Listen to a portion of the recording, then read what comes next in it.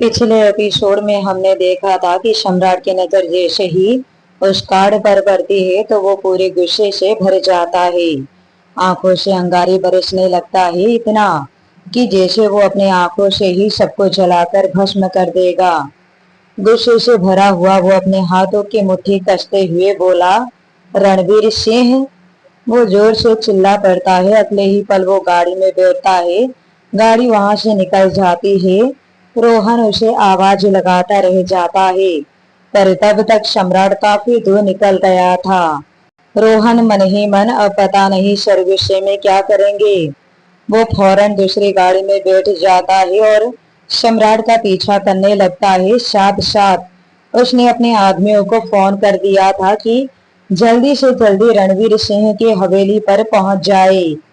रोहन तेजी से गाड़ी ड्राइव करते हुए कहीं लेट ना हो जाऊं। उधर सम्राट तेजी से गाड़ी चला रहा था। रणवीर सिंह तो पहले से ही उसका दुश्मन था। अब सम्राट की बहन को नुकसान पहुंचाकर तो उसने अपनी मौत को दावत दे दी थी। यहाँ हवेली में तनु अपने कमरे में रेडी हो रही थी। उसने रेड कलर का ड्रेस पहनी हुई थी जो कि जरूरत से ज्यादा फिटिंग की थी। बाल खुले हुए, चेहरे पर मेकअप, परफ्यूम छिड़कते हुए वो बहुत ही घमंड के साथ बोली, आज तो मैं कयामत लग रही हूँ। अगर कोई मुझे एक नजर भी देख लेगा तो बस देखता ही रह जाएगा। क्या लग रही हूँ मैं। तभी उसका फोन रिंग करता है। नंबर देखकर उसके चेहरे पर स्माइल आ जाती है। वो झट से फोन उठाते हुए बोली, हेलो। सामने से कोई कुछ बोलता है जिसे सुनने के बाद तनु ने कहा, ओके मैं आ रही हूँ। इतना कहकर वो अपने कमरे का दरवाजा अंदर से लॉक करती है और फिर खिड़की से कूदकर घर के पीछे के दरवाजे से बाहर निकल जाती है, जहां एक काले रंग की गाड़ी पहले से ही उसका इंतजार कर रही थी। वो इतराते हुए गाड़ी की तरफ बढ़ने लगती है। गाड़ी के अंदर बैठा लड़का उसके लिए दरवाजा खोलता है और तनु को सिर से लेकर पैर तक देखते हुए बोला, कयामत लग रही हो जान। तनु तो वैसे भी अपनी तारीफ सुनने के लिए मरी जा रही थी। अंदर ही अंदर वो बहुत खुश होती है, पर चेहरे से पता नहीं चलने देती। आओ ना जान, प्लीज। वो लड़का उसे अपने बाजू की सीट पर बैठने का इशारा करता है। तनु भी झट से अंदर जाकर बैठ जाती है। उसके बाद वो दोनों रात के अंधेरे में कहीं गायब हो जाते हैं। अपने कमरे की खिड़की पर खड़ी चंचल ये सब कुछ देख रही थी, पर वो कर भी क्या सकती थी। अगर किसी को बताती तो कौन यकीन करता उसका भला। अगले ही पल वो खिड़की का दरवाजा बंद करती है और अपने बिस्तर पर आकर लेट जाती है। थके होने के कारण जल्द ही वो नींद की आगोश में चली जाती है। रात गहरा हो जाती है। हवेली में एकदम शांति पसर गई थी।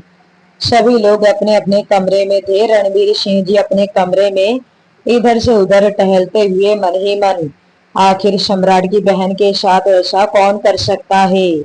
ये सम्राट का नया दुश्मन कौन और कब पैदा हो गया।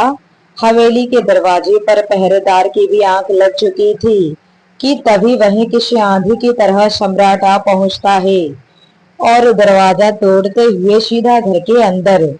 ये सब इतनी जल्दी में होता है कि किसी को कुछ समझ में नहीं आता और दरवाजा टूटने की आवाज रणवीर सिंह के कानों तक पहुंचती है। एक बार को तो वो भी कांप गया था कि कहीं कोई तूफान तो नहीं आ गया। वो तुरंत बाहर की तरफ भागता है और उसके पीछे पीछे करुणा जी भी। रसोई घर में सो रही आरती जी जल्दी से बाहर आती है। रणवीर सिंह बाहर आते हुए बोले, ये कैसा शोर था। वो अभी बोल ही रहे थे कि तभी उसकी नजर जाती है गाड़ी में से उतर रहे सम्राट पर। काले कलर के सूट, काले बोर्ड, कलाई पर बंधी महंगी घड़ी और उसकी वो गहरी आंखें जिससे वो रणवीर सिंह को घूर रहा था। एक बार को तो रणवीर सिंह जी और करुणा जी की हालत खराब हो जाती है।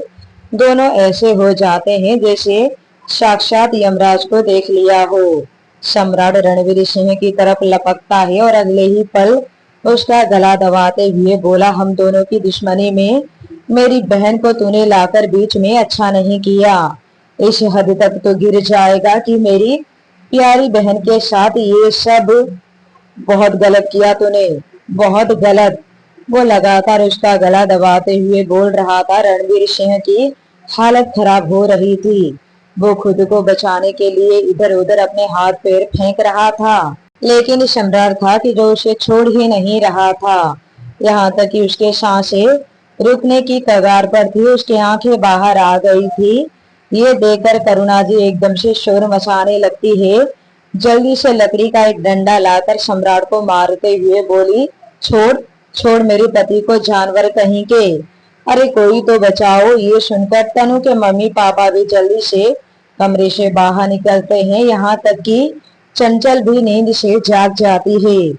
तनु के पापा राजेश जी सम्राट को पीछे से खींचते हुए बोले, छोड़ छोड़ मेरे पिताजी को। वो अपनी पूरी ताकत लगा रहा था, पर मजाल है कि सम्राट को जरा सा भी हिला पाया हो। ठीक उसी वक्त रोहन और सम्राट के बॉडीगार्ड्स वहां पहुंचते हैं और बड़ी मुश्किल से उसे रणवीर से दूर करते हैं।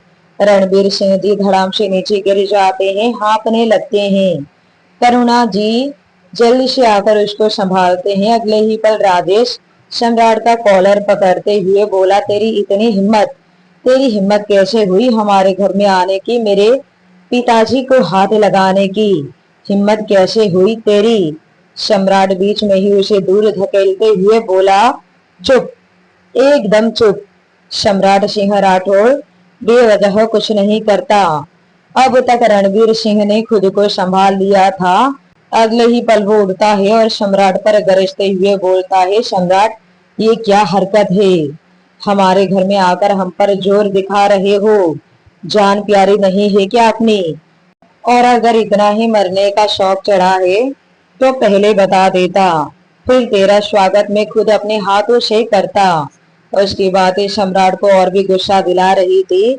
वो उस पर गरजते हुए बोला, आखिर तूने अपनी औकात दिखा ही दी रणवीर सिंह, साबित कर दिया तूने कि तू कल भी कमीना था, आज भी कमीना है।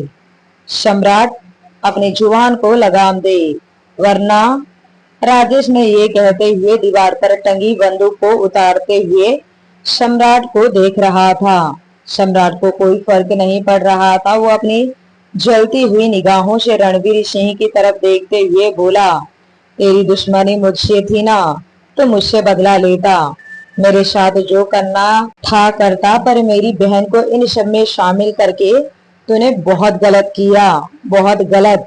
वो अपने हाथ की मुट्ठी कसते हुए बोलता है। ये सुनते ही रणवीर सिंह का माथा ठनकता है। एक मिनट, एक मिनट, कहना क्या चाहते हो तुम? तुम्हारी बहन के साथ जो कुछ भी हुआ है उसका हमें भी बेहद दुख है, पर हमारा इन सब में कोई हाथ नहीं। बकवास बंद कर अपनी। तू कितना गिरा हुआ है ये मैं अच्छी तरह से जानता हूँ। कहाँ है तेरा वो पोता समीर, कहाँ छुपा रखा है तूने उसे? उसे जल्दी से बाहर निकाल, वरना तेरे पूरे परिवार की चिता एक साथ जलते हुए देखेगा तू। सम्राट बहुत ही ज्यादा गुस्से में बोल रहा था। अपने पोते का नाम सुनकर एक पल के लिए रणवीर सिंह भी हैरान रह जाता है, पर वो चेहरे से पता नहीं चलने देता। क्या बकवास है, समीर से तुम्हारा क्या काम, तुम उसके बारे में क्यों पूछ रहे हो? करुणा जी ने अपनी रौबदार आवाज में सम्राट से कहा। अगले ही पल सम्राट अपने आदमियों को कुछ इशारा करता है। उसका इशारा पाते ही सब रणवीर सिंह और उसके पूरे परिवार को पकड़ लेते हैं। रोहन अंदर जाकर समीर को ढूंढने लगता है। बाकी सब चिल्ला रहे थे, अरे ऐसे कैसे ये हमारे घर के अंदर जा सकता है। सम्राट आराम से एक तरफ खड़ा होकर सिगरेट सुलगा रहा था। अपने कमरे की चौखट पर खड़ी चंचल सब कुछ देख रही थी, क्योंकि किसी बाहर वाले के सामने आने की इजाजत उसे नहीं थी। उसे करुणा जी ने मना किया था। बस उसे सम्राट की पीठ नजर आ रही थी, चेहरा नहीं। पर सम्राट की हरकतों को देखकर उसे बहुत गुस्सा आ रहा था। पता नहीं कौन है ये बदतमीज, वो मन ही मन बेहद गुस्से से सोच रही थी। तभी रोहन बाहर आता है, सम्राट को बताता है कि समीर पूरे घर में कहीं नहीं है, इन लोगों ने छुपा लिया है उसे। सम्राट एक बार अपनी आंखें बंद करता है तो उसे आरोही का चेहरा नजर आता है। अगले ही पल वो गुस्से से लाल हुई अपनी आंखें खोलता है और अपना गन निकालते हुए सीधा निशाना रणवीर सिंह पर। चल जल्दी से बता समीर कहाँ है। रणवीर सिंह ने भी उतने ही गुस्से से कहा।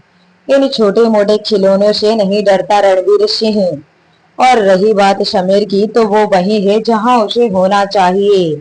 चल अब निकल यहाँ से। सम्राट 2 कदम उसकी तरफ आगे बढ़ाते हुए बोला, मेरी बहन को इस हालत पर पहुंचाकर तू अपनी पोते को बचा लेगा? बिल्कुल नहीं। वो हाल करूंगा मैं तेरा और तेरे पोते का कि तुम दोनों मुझसे मौत की भीख मांगोगे। क्या बकवास है। ये मैं पहले भी कह चुका हूँ कि तेरी बहन के साथ जो कुछ भी हुआ है उसमें मेरा या समीर का कोई हाथ नहीं। रणवीर सिंह जी उस पर गरजते हुए बोलता है। सम्राट भी उस पर गरजते हुए बोला, झूठ बोलना बंद कर। ये चैन समीर की ही है ना? वो अपनी जेब से एक चैन निकालता है और रणवीर सिंह के आंखों के सामने लहराते हुए बोलता है। रणवीर सिंह के माथे पर बल पड़ जाते हैं। ये तो समीर की ही चैन है, पर ये इसके पास कहां से आई? वो मन ही मन सोचता है।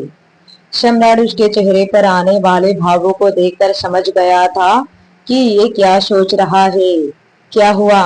निकल गई सारी हेकड़ी, निकल गई सारी हवा। चल अब बता कहाँ छुपाया है तूने उसे, वरना अभी सभी की जान ले लूंगा। सम्राट ने दांत पीसते हुए कहा। करुणा जी ने सम्राट पर हावी होते हुए कहा, वाह भाई वाह, ऐसी एक ही चैन है क्या पूरी दुनिया में? पता नहीं किसकी चैन उठाकर यहाँ लेकर आ गए हो। अब तुम्हारी बहन ने किसके साथ मुंह काला किया है हमें क्या पता, और तुम इल्जाम डाल रहे हो। वो अभी बोल ही रही थी कि तभी चटा करके एक जोरदार चांटा उसके गाल पर पड़ता है। ये देखकर चंचल की आंखें हैरानी से फैल गई। सम्राट सब कुछ बर्दाश्त कर सकता था, पर अपनी बहन के खिलाफ एक शब्द नहीं सुन सकता था। उसके एक ही चांटे से हिल गई थी करुणा जी। वो लड़खड़ाकर दूर जाकर गिरती है। रणवीर सिंह जी मन ही मन कितनी बार बोला है इसे कि सोच समझ कर ही मुंह खोला कर, पर नहीं। सम्राट, औकात में रहो अपने। राजेश चिल्ला पड़ता है। सम्राट किसी शेर की तरह दहाड़ते हुए बोला, समीर कहाँ है? एक पल के लिए सभी सहम जाते हैं, यहाँ तक कि चंचल भी। चारों तरफ सन्नाटा छा जाता है। रोहन ने कहा, ये लोग ऐसे नहीं बताएंगे सर, जब तक ये लोग किसी अपने की लाश नहीं देख लेते। कहकर वो अपनी जेब से गन निकालता है और राजेश के सिर पर पॉइंट कर देता है। ये देखकर रणवीर सिंह ने कहा, नहीं नहीं रुको। सम्राट अपनी जलती निगाहें उस पर डालता है। करुणा जी तो अब तक एक कोने में चुपचाप बैठी हुई थी। उन्हें अभी तक ठीक से होश भी नहीं आया था। रणवीर सिंह ने कहा, देखो सम्राट, मेरी दुश्मनी तुझसे है, तेरी बहन से नहीं। मैं खुद हैरान हूँ कि ये सब कौन कर सकता है। और रही बात समीर की, तो वो तो 2 दिन पहले ही अपनी आगे की पढ़ाई पूरी करने के लिए दिल्ली चला गया है, तो फिर उसकी चैन उड़कर यहाँ पहुंच गई क्या? अब तो ये मत कहना कि ये कार्ड भी उसका नहीं है। ये कहकर सम्राट वो कार्ड निकालकर उसके मुंह पर फेंकते हुए बोला। अब तो सबके चेहरे सफेद पड़ चुके थे। रणवीर सिंह को कुछ समझ में नहीं आ रहा था। वो सोच रहा था कि जब समीर 2 दिन पहले ही दिल्ली चला गया है, तो फिर उसका ये कार्ड, उसका ये चैन सम्राट के पास कैसे? यहाँ हॉस्पिटल में गुजरते वक्त के साथ आरोही की हालत बिगड़ती जा रही थी। उसके बचने के चांस ना के बराबर थे। ये देखकर डॉक्टर की हालत खराब हो रही थी। पल पल की अपडेट जानने के लिए सम्राट ने अपने एक आदमी को वहां पर छोड़ रखा था, जो कि इस वक्त सम्राट को फोन करके बताता है कि आरोही की हालत में कोई सुधार नहीं है, उसकी कंडीशन बिल्कुल भी ठीक नहीं है। बस इतना सुनने की देर थी कि सम्राट ने अपना आपा खो दिया। मैं आखिरी बार पूछ रहा हूँ रणवीर सिंह, समीर कहाँ है? वरना आज मौत का ऐसा तांडव देखेगा तू कि तेरी रूह कांप जाएगी। ये कहता हुआ वो उस पर गोली चला देता है। ये सब इतनी जल्दी में होता है कि किसी को कुछ समझ में नहीं आता। वो गोली रणवीर सिंह के कान के पास से होकर निकल जाती है। चंचल भी 2-4 कदम अपने कमरे से बाहर निकल जाती है। रणवीर सिंह की धड़कनें घबराहट से बढ़ गई थी और वो 2 कदम पीछे हो गया था। उसके चेहरे पर डर शॉक नजर आ रहा था। सम्राट अपने चेहरे पर डेविल स्माइल लाते हुए बोला, सम्राट का निशाना कभी नहीं चुकता रणवीर, और ये बात तू भी अच्छी तरह से जानता है। गलती से भी गलती नहीं करता सम्राट। तेरे मरने पर तो तेरा पोता बाहर आएगा ही ना, तो यही सही। कहते हुए वो फिर से उस पर निशाना साधता है। सब लोगों की सांसें अटक जाती है। सम्राट जैसे ही ट्रिगर दबाने वाला था कि तभी चंचल एकदम से चिल्ला पड़ती है, दादू। ये कहते हुए वो एकदम से रणवीर सिंह के सामने आ खड़ी होती है। उसने अपने चेहरे को दुपट्टे से ढका हुआ था। बस उसकी गहरी आंखें नजर आ रही थी जिससे वो सम्राट को घूर रही थी। सम्राट गोली चलाते चलाते रह जाता है, ए लड़की हट सामने से, जान प्यारी नहीं है क्या अपनी? सम्राट एकदम गुस्से से बोलता है। चंचल ने कहा, जान तो तुम्हें प्यारी नहीं है जो यहाँ मरने आ गए हो। अपने आदमियों की फौज लेकर आ गए और इन सबको पकड़कर अपना जोर दिखाते हो, शर्म नहीं आती तुम्हें? और मेरा भाई कभी कोई गलत हरकत कर ही नहीं सकता। तुम जो भी हो बहुत तमाशा कर चुके हो, अब यहाँ से चलते फिरते नजर आओ। ये पहली बार था जब सम्राट के सामने किसी ने इतना मुंह खोला था, वो भी इतना निडर और बेखौफ होकर। रोहन तो दंग रह जाता है। वो कभी सम्राट को देख रहा था तो कभी चंचल को। चंचल की बातें आग में घी डालने का काम कर रही थी। करुणा जी चंचल को देखते हुए मन ही मन, मैं तो कहती हूँ कि सम्राट इस मनहूस को ही गोली मार दे, पीछा छूटेगा इससे। अगले ही पल सम्राट चंचल की कलाई पकड़ता है और उसे अपनी तरफ खींचता है। वो उसके सिर पर गन पॉइंट करते हुए बोला, लगता है दादा पोती में बहुत प्यार है। वो चंचल को खींचता है और 2 कदम पीछे होते हुए बोलता है। रणवीर सिंह आगे आते हुए बोले, ए छोड़ उसे। पर सम्राट के दिमाग में तो कुछ अलग ही चल रहा था। उसने बहुत जोर से चंचल की कलाई पकड़ी हुई थी जिसकी वजह से चंचल को बहुत तकलीफ हो रही थी। वो सम्राट से दूर होने की कोशिश कर रही थी पर सम्राट पर कोई असर नहीं हो रहा था। अगले ही पल वो उसे अपनी गाड़ी के अंदर धक्का देता है, खुद भी गाड़ी के अंदर बैठ जाता है और बैठते हुए बोला, इस लड़की की जिंदगी प्यारी हो तो अपने पोते को लेकर आ जाना, वरना इस लड़की को भूल जाना। इतना कहकर वो किसी तूफान की तरह चंचल को वहां से लेकर चला जाता है। रसोई घर में खड़ी आरती जी ने मन ही मन कहा, हे भगवान, चंचल को इस नरक में वापस कभी मत लाना और अब बस उसकी जिंदगी को खुशियों से भर देना। सब लोग वहीं खड़े देखते रह जाते हैं। सम्राट चंचल को अपने साथ लेकर चला जाता है। पूरे रास्ते चंचल उससे अपना हाथ छुड़ाने की कोशिश करती रही पर सब बेकार। सम्राट की पकड़ इतनी मजबूत थी कि वो चाहकर भी अपना हाथ छुड़ा नहीं पा रही थी। कुछ ही देर में सम्राट की गाड़ी उसके बड़े से बंगले में एंटर होती है। वो जोर से गाड़ी में ब्रेक मारता है। चंचल का सिर आगे टकराते टकराते बचा। चंचल ने उसकी तरफ देखकर घूरते हुए कहा, बदतमीज। सम्राट भी उसकी तरफ घूरकर देखता है और फिर उसे खींचते हुए गाड़ी से बाहर निकालता है। चंचल अपने दूसरे हाथ से अपने हाथ को छुड़ाने की कोशिश करती है। छोड़ो मुझे, जानवर कहीं के, छोड़ो मुझे, बहुत पछताओगे तुम।